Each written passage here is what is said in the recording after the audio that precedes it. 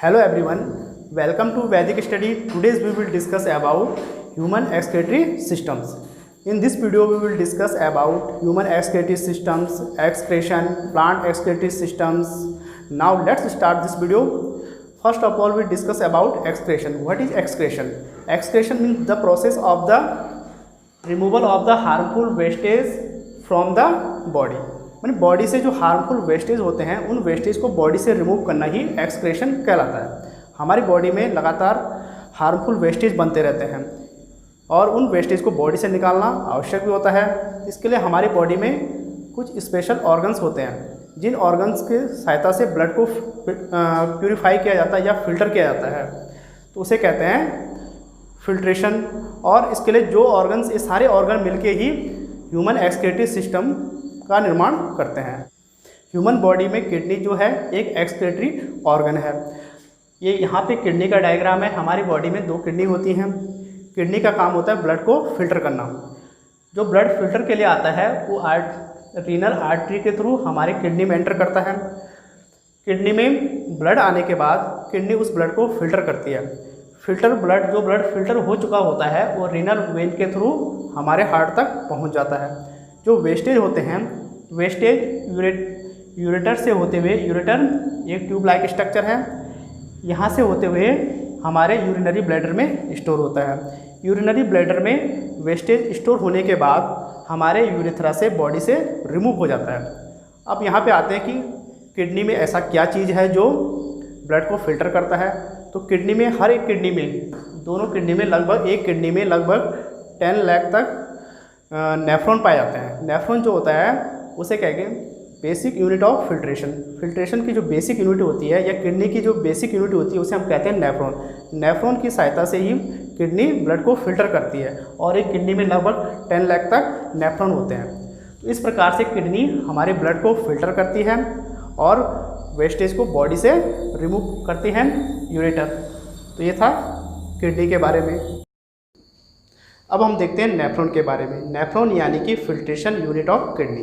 Kidney जो blood को filter करती है वो नेफ्रॉन की सहायता से कर पाती है। हमारी एक किडनी में लगभग 10 लाख तक नेफ्रॉन होते हैं और इसी नेफ्रॉन की सहायता से ब्लड फिल्टर होता है।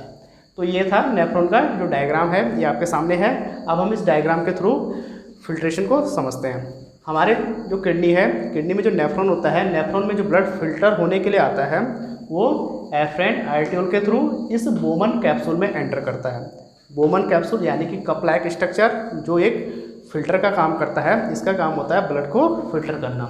ब्लड फिल्टर होने के बाद इस एफरेंट आर्टियोल के थ्रू हमारे हार्ट तक पहुंच जाता है और जो वेस्टेज होती हैं वो वेस्टेज इस बोमन कैप्सूल से होते हुए इस प्रॉक्सिमल कॉन्वोल्यूटेड ट्यूबल तक पहुँच जाते हैं। जिस समय हमारा ब्लड फिल्टर होता है तो फिल्टर होने के साथ साथ हमारे ब्लड में जो इम्पॉर्टेंट चीज़ें होती हैं जैसे कि ग्लूकोज, वाटर, एमिनो एसिड, ये भी ब्लड के साथ साथ फिल्टर हो जाते हैं और वेस्टेज में आ जाते हैं। तो सारा वेस्टेज और इम्पॉर्टेंट चीज़ें इस प्रॉक्सिमल कॉन्वोल्यूटेड ट्यूबल से होते इस लूप ऑफ हेनले तक आ जाते हैं। लूप ऑफ हेनले का काम होता है जो ब्लड में या जो हमारा जो वेस्टेज है यूरिन में, उसमें जो इम्पॉर्टेंट चीज़ें होती हैं जैसे ग्लूकोज, वाटर और एमिनो एसिड, उनको रीएब्जॉर्ब करना। रीएब्जॉर्ब होने के बाद अब उसमें जो यूरिन होता है, यूरिन इस डिस्टिल कॉन्वोल्यूटेड ट्यूबल से होते हुए इस कलेक्टिंग डक्ट तक पहुंच जाता है और जो इम्पॉर्टेंट चीज़ें होती हैं वो हेनले लूप के द्वारा उसे ब्लड में वापस मिला दिया जाता है। जो यूरिन होता है, यूरिन इस कलेक्टिंग डक्ट तक पहुंचता है और कलेक्टिंग डक्ट से यूरिन इकट्ठा होकर हमारे यूरेटर से होते हुए यूरिन ब्लैडर और यूरिन ब्लैडर से यूरेथ्रा और यूरेथ्रा से बॉडी से रिमूव हो जाता है। तो इस प्रकार से जो हमारा नेफ्रॉन है फंक्शन करता है। तो ये था फंक्शन ऑफ नेफ्रॉन। अब हम देखते हैं एक्सक्रेशन इन प्लांट्स।